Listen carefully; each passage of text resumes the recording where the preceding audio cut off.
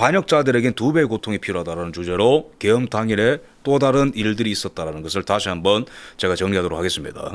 최근에 홍장원, 조성현 이슈로 굉장히 시끄러워요. 이게 지금 뉴스가 굉장히 많은데 지금 부정선거 재선거와 거의 동급으로, 아니 똑같이 중요한 게 윤석열 대통령 관련한 계엄과 이 내란 재판입니다. 그죠? 그래서 이거를 우리가 뒤집는 것이 곧 윤석열 대통령의 명예해 보이고 윤석열 대통령의 본심과 그 의도가 곧 부정선거 척결과 연결되기 때문에 이게 같이 가는 이슈란 말이에요.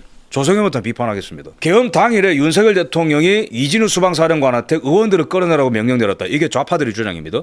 그런데 윤석열 대통령 나 그런 명령 내려줬고 이진우 수방사령관도 그걸 이제 부인했죠. 그런데 휘하에 있는 일경비당장 조성현이는 헌재에서도 이진우 수방사령관이 의원들을 끌어내라고 명령 내렸다고 얘기했고 형사재판에서도 동일한 주장을 했어요. 그리고 본인은 의원들을 끌어내라고 하는 그 명령에 거부했다. 1차 이 사람의 주장입니다. 이것 때문에 이 사람 훈장받는 거예요. 두 번째로는 서강대교로 계엄군이 못 넘어오도록 내가 막았다. 그러니까 이제 이 조성현, 홍장원 이런 사람들을 얼마나 띄웠냐고 저 좌파들이. 그런데 이게 깨지고 있는 게 첫 번째 명령 거부했다라고 본인이 주장했어요.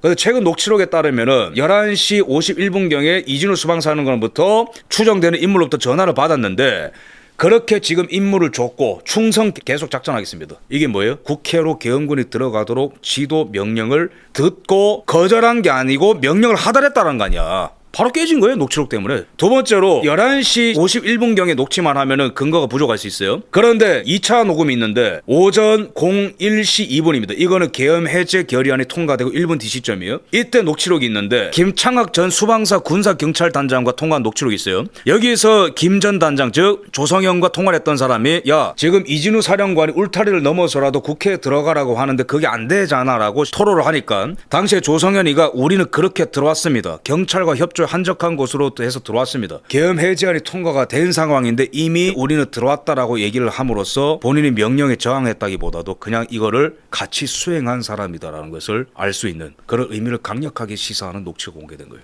그러면 이때까지 주장했던 게 뭐예요? 명령 거부했다? 녹취록 두 개로 깨진 거예요. 왜? 11시 51분경에도 그렇게 임무를 줬다. 그 다음에 1시 계엄 해제가 통과가 된 시점에도 상황이 종결됐는데도 울타리 넘어서 들어와 있다고 얘기하고 있어요. 너무 올려는 단장한테 우린 들어와 있다고 얘기하고 있어요. 만약에 조성현 너가 거부했다면 지금 상황 종결됐으니까 들어오지 말라고 했겠지. 아니잖아. 들어오라 했잖아. 이거 위증했을 가능성이 굉장히 크거든요. 이게 지금 윤석열 대통령 탄핵이 왜 된 거죠? 곽종근의 주장도 통화기록으로 깨지고 형사재판에서 홍장원의 주장도 앞뒤가 하나도 안 맞고 한덕수는 위증하고 이 뭡니까 이게 도대체. 녹취록 하나면 다 끝날 문제인데 서강대비가 넘지 마라 얘기했다. 이거로 또 훈장 받았죠. 이때는 이미 시점이 01시 1분이 지난 시점이기 때문에 계엄 해제가 통과된 시점에서 서강대교를 넘지 마라고 얘기할 가능성이 굉장히 커요. 그럼 정리하면 뭐예요? 조성현은 계엄군이 국회로 못 들어가도록 막은 사람이 아니고 실질적으로 일선에서 명령을 수행한 사람인데 상황이 종결되고 나니까 빠져나가기 위해서 서강대교를 넘지 마라 얘기하고 그다음에 헌재와 형사재판에서 위증했을 가능성이 굉장히 큽니다. 그럼 제가 오늘 주장하고 싶은 게 뭐냐? 이재명 정권 하에서도 당신들은 재판받고 처벌받아야 되고 나중에 윤석열 대통령이 복권이 되든 보수 정권이 들어서든 윤석열 대통령이 무죄가 되든 간에 다른 장군들은 우리 다 풀어줘야 됩니다. 문상호 사령관, 노상원 사령관, 김영현 장관, 여인영 사령관, 의인들 많죠. 이진우 사령관 다 풀어줘야 돼요. 왜? 진실을 말했기 때문에. 근데 너희들은 해당 안 돼. 너희들은 지금도 고통받아야 되고 앞으로도 고통받아야 돼.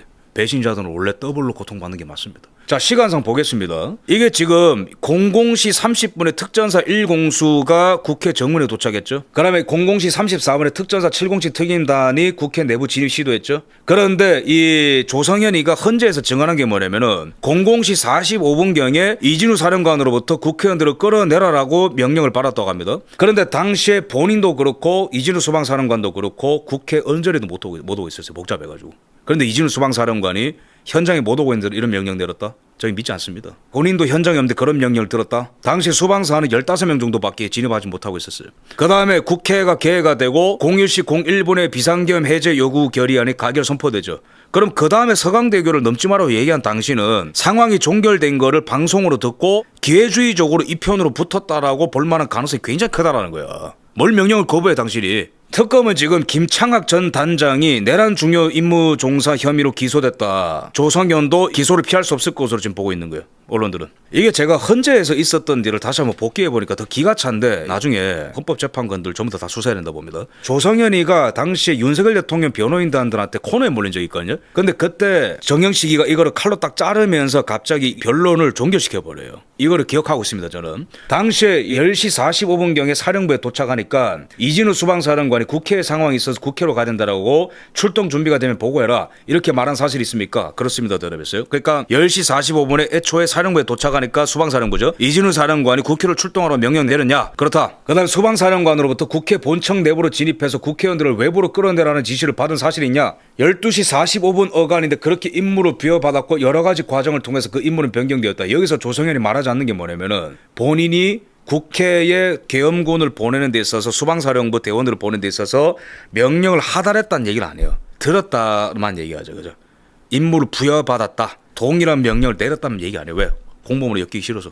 그렇게 여러 가지 과정을 통해서 그 임무는 변경되었다. 뭉뚱그려서 표현하는 거예요. 이후 상황을. 상당히 저도 당황한 상태였다. 임무를 부여받았다. 그 다음에 10분 뒤에 다시 전화를 들었다. 전화를 들어서 이거 우리 할 수 있는 역할도 아니고 이거 단독으로 할 수 있는 일이 아니다 라고 대답하죠. 자, 이거 딱 걸렸습니다. 타임라인을 정확히 구성해 볼게요. 국회에서 시간대별로 어떤 일이 일어나고 있는지를 모르는 상태에서 저 말을 들으면 조성현이가 이진우 수방사령관으로부터 무리한 요구를 받고 5분 10분 뒤에 다시 콜백을 해서 본인은 여기에서 손 털고 나가겠다는 식으로 당시 입장 정리를 한 것으로 인식될 수 있겠죠. 잘 보세요. 00시 45분에 명령을 받았다며. 근데 5분 10분 뒤에 전화를 다시 했다며 이진우 수방사령관한테. 이 시점 이미 국회에서 계엄 해제 결의안이 통과되는 시점입니다. 그러면은 조성현은 뭐냐면은 의인이라서 이걸 거절한 게 아니고 같은 명령을 하달을 했고 수행하려고 했는데 국회에서 당시에 계엄 해제 표결 결의안이 통과될 것으로 보이자 편승을 해서 못하겠다라고 전화를 한 것으로 보는 게 맞는 거죠.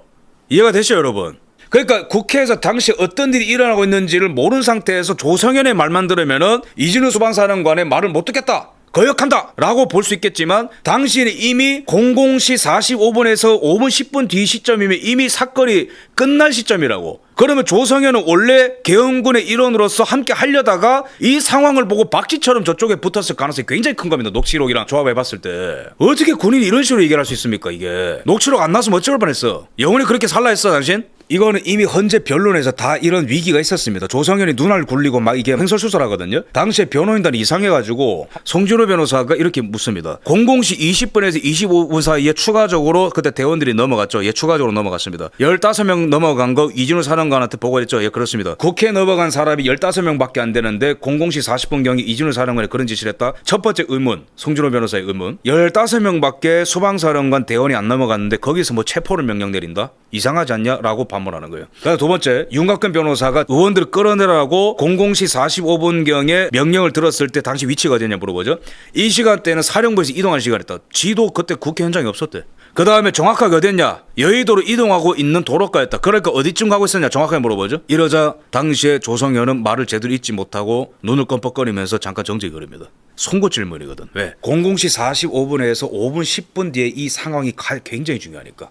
이 상황에서 정말로 이진우 수방사령관이 15명만 대원이 넘어간 상태에서 의원들을 체포하라고 명령 내렸다고? 이건 이상하다. 두 번째로는 현장에 조성현도 없고 이진우도 없는데 그런 명령을 내린다고? 송구 질문 들어오니까 뇌가 정지가 오는 거예요. 조성현이가 당시에도. 당시 이진우 수방사령관이 당신의 위치를 알고 있었냐? 정확히 몰랐을 겁니다. 그 당시 사령관도 국회를 들어가지 못하고 국회 주변을 빙빙 돌고 있었던 거 아니냐? 사후 알고 있었다. 그러면 정인도 국회에 가지 못하고 조성현도 이진우도 당시 국회에 못 들어갔는데 빙빙 도는 상황에서 15명만 요원들이 들어간 상황에서 의원들을 끌어내라? 이게 앞뒤가 맞는 얘기냐라고 물어보죠. 근데 이 상황에서 정영식이가 갑자기 치고 들어와가지고 말을 끊어버립니다. 왜? 여기에서 조성현의 증언이 앞뒤가 안 맞는 순간 이게 무너지거든요. 윤석열 대통령이 의원들을 끌어내라라고 명령 체계가 끊어져 버린다고. 아, 기가 찬 거예요. 저는 이 헌법재판관들 전부 다 수사해야 된다 봅니다, 나중에. 근데 이 상황에서 조성현이가 아까 경향신문이랑 조합을 해보면 이제 알리바이가 맞죠. 이제 다 이제 퍼즐이 되는 거예요. 본인도 11시 51분경에 국회로 들어가라고 명령을 들은 것으로 보이는데 어쨌든 그렇게 지금 임무를 줬고 충성 계속 직진하게 작전하겠다고 얘기를 했고 그다음에 계엄 해제 결의안이 통과되고 난 시점에도 우리는 이렇게 들어왔다라고 얘기를 함으로써 사실상 이게 본인이 그런 명령을 거역했다라고 하는 본인의 주장을 뒤집을 수 있는 거죠. 그러니까 저는 이렇게 봅니다.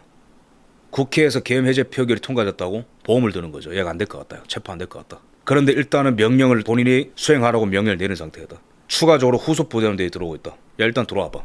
본인이 살기 위해서 고뇌했었던 이 현장 아닐까요? 그럼 본인만 살고 그럼 윤석열 대통령 파면되면 됩니까? 그러면 다른 군인들 다 감옥 가면 되는 거예요?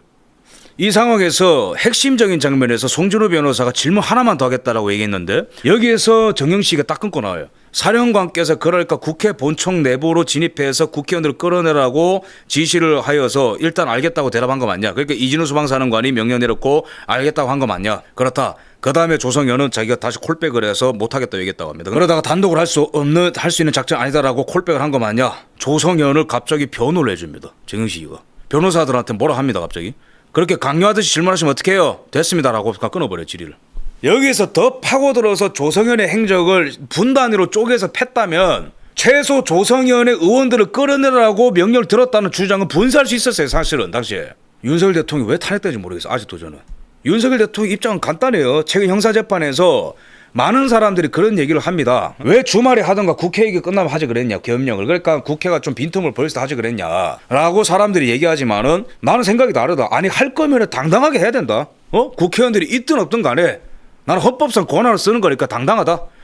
나도 헌법상 권한에 기해서 계엄 선포하면 국회가 계엄 해제를 하려면 하라 이거다. 그러니까 국회의원들이 있고 없고 나는 그게 중요한 게 아니고 나는 국가의 위기를 알리는 거 그게 본질이고 너희들이 해제하려면 해제하라 이거야. 그래서 윤석열 대통령이 무슨 이게 국회 표결을 방해하고 의원들을 끌어내고 애당초에도 그런 생각이 없었고 핵심적인 거는 윤석열 대통령이 최근에 어떤 이런 부분들 윤석열 대통령이 계엄 국무회의 계획이 있었다라고 발언한 부분이 위정 재판에 넘겨졌지만은 무죄 받았지 않습니까? 무슨 말이냐면은 윤석열 대통령이 한덕수 재판에 나와서 계엄 국무회의 계획이 있었다라고 주장을 했는데 그게 허위가 아니라는 거예요. 그러니까 윤석열 대통령 CCTV를 봐도 장관들을 필요한 사람들 다 데려왔고 정족수 채웠고 정리를 하자면은 윤석열 대통령한테는 국무회의 계획이 있었다. 무죄 나왔죠. 왜 무죄 나왔겠어요? 진짜니까. 장관들 소집했잖아요. 아니 국회가 해제하려면 해라. 결의안 통과시키면 나도 해제할게. 그리고 새벽 4시경에 해제했지 않습니까? 절차상에 아무 문제가 없어요. 누가 죽었습니까? 계엄령 통해서? 그런데 이게 지금 이 시간이 지나서 국민들의 선택을 받는 대통령이 탄핵되고 난마당인데 이런 자들이 더 심한 심판을 받아야 되지 않겠는가. 홍장원 보세요. 최근 보도 경향신문 홍장원이 새로운 사실 많이 드러났다. 지가 무슨 윤석열 대통령한테 싹 다 잡아들어라 얘기를 들었고 실체가 없어요. 근거가 없어. 다 설이야. 여인영 방첩사령관이 그 체포조를 불러줬다. 미친놈이라 생각하고 메모를 멈췄다라고 주장하면서 지렁이 메모를 보이면서 헌법재판소와 형사재판을 유린하고 그랬는데 알고 보니까 당일의 행적 CIA 주한 거점장과 통화해서 동요하지 말 것을 당부하라고 밑에 사람한테 지시한 자료가 확보가 되었다. 특검에 의해서. 계엄을 합법이라 전제하라는 취지로 지시했다라는 국정원 간부의 추가적인 진술도 있다. 12월 5일만 하더라도 홍장원이는 당시 안보실장 김태호 실장한테 탄핵 반대 당론은 천재 이루다라고 얘기했다. 텔레그램. 다 남아있어 기록. 국민 절반이 우리 편이다. 그런데 홍장원이가 왜 갑자기 획가닥 해가지고 이상한 말 하게 됐을까요? 12월 6일 해임됐거든 이 사람. 12월 6일부터 폭로했어요. 그러면은 조성현이의 알리바이를 딱 봤을 때에 야 이거 출동 야 위에서 내려온 명령 뭔지 몰라도 일단은 해라. 만약에 본인의 주장이 맞다면은 위에서 들은 위험한 명령을 그대로 밑으로 내보낸 겁니다. 그러니까 본인이 만든 올무에 빠진 거예요. 그래놓고 녹취록을 까보니까 계엄 해제가 통과가 됐는데도 들어오라 이러고 있고 본인이 살기 위해서 그러는 거예요. 대통령은 파면이 되고 동료 군인들은 감옥에서 고생하고 홍장원이 저렇게 계엄 합법 이런 거를 CIA한테 얘기하라. 그러다가 해임되니까 미쳐가지고 갑자기 지렁이 걸작 꺼내가지고 김병기 후배잖아요. 이런 방송 나가가지고 이렇게 알랑방구 끼면은 너 살릴 줄 알았니? 좌파들이? 천만에 만만이다. 곽종근이 이 사람도 최근 반란 혐의를 입건했거든요. 배신자는 2배의 고통 아니 2000배 이상의 고통을 안겨야 됩니다. 왜죠? 이러한 가짜 주장들 때문에 대통령 파면, 민주주의 질서 붕괴, 사법 붕괴, 상권 분립 붕괴, 국민 고통. 문제는 진실을 알 만한 위치에 있었던 사람들이 이런 말을 하니까 더 큰 책임을 물어야 되는 겁니다.